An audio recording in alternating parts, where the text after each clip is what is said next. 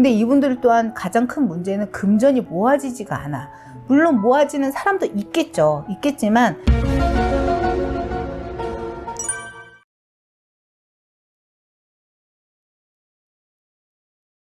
안녕하세요. 네, 안녕하세요. 천신남 독고보살입니다. 이번 시간에는 봄띠 중에도 74년생 24년도 운세를 한번 여쭤볼게요. 23년도에는 좋은 사람과 나쁜 사람의 반이에요. 진짜 중간이 별로 없을 정도로. 왜냐하면 이 시기에 어떠한 변화를 가져서 24년을 맞이하면 되게 좋은데, 이게 이 시기에 변화를 가진 사람도 물론 있겠지만 변화가 없는 사람들도 있을 거잖아요. 그 없는 사람들에 대해서 얘기를 하다 보면요, 23년도에는 이분들이 욕심이 더 상승을 해서 내가 뭔가를 하고자 하는 것들이 굉장히 많은데 그게 잘 이루어지지 않았다 그래. 꿈은 크고 포부는 큰데 그러니까 할 수 없는. 그렇지. 그래서 그거를 누군가와 상의를 해서 잘 조절을 해가지고 너는 요만큼만 먹어라 해서 그만큼을 먹으면 좋겠는데, 그 욕심이 거기에 크게 더 도달하다 보니까 내 마음이 힘들었던 해예요. 마음은 급하고 되는 건 없고. 마음이 힘이 들었던 해야. 그리고 이분들은요, 인간의 욕심과 돈의 욕심, 그 다음에 내가 하고자 하는 명성의 욕심이 하늘을 너무 찔러. 근데 내 주제를 알면 사실은 욕심은 생각이잖아요. 근데 이거를 내려놓을 줄 아는 방법을 오래 했다면 내년에는 운기가 되게 그분은 24년도에? 좋을 거예요. 24년도에는 좋을 거예요. 근데 그게 내려놓지 않고 23년도에 내려놓지 않고 그대로 살았다 그러면 굉장히 많이 힘이 들었을 거라고 봐. 23년도에는 철이 들었을 법한 해예요.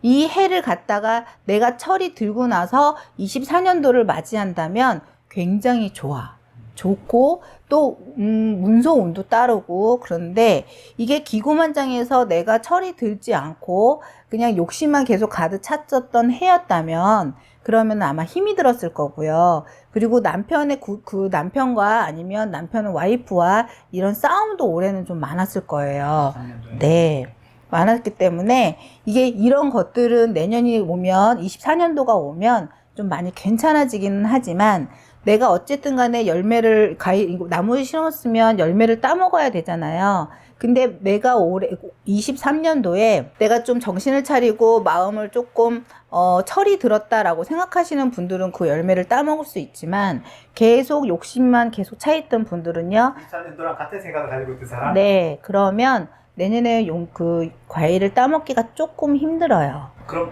24년도에 그 23년도의 어떤 포부나 욕심을 조금 내려놓으면 네, 24년도에는 먹을 수 있어요. 뭔가를 획득할 수 있고. 근데 올해는 원래 23년도에는 뭔가 가지고 싶어도 남편의 덕과 와이프의 덕이 크게 없으면 내가 누구로 인해서 가질 수 있는 해는 아니었어요. 그렇기 때문에 23년도를 좀 마음을 좀 앞으로 이제 몇 개월 남았잖아. 이거를 잘 마음을 다스려서 24년도를 맞이하면 난 참 좋을 거로 보고요. 그 다음에 자식의 마음을 내려놓고, 자식에 대한 욕심을 내려놓고, 남에 대한 욕심을 내려놓다 보면요, 그 욕심을 내려놓으면 거기 안에 다른 것들이 차는데, 그 차는 게 금전이거든요. 근데 이분들 또한 가장 큰 문제는 금전이 모아지지가 않아.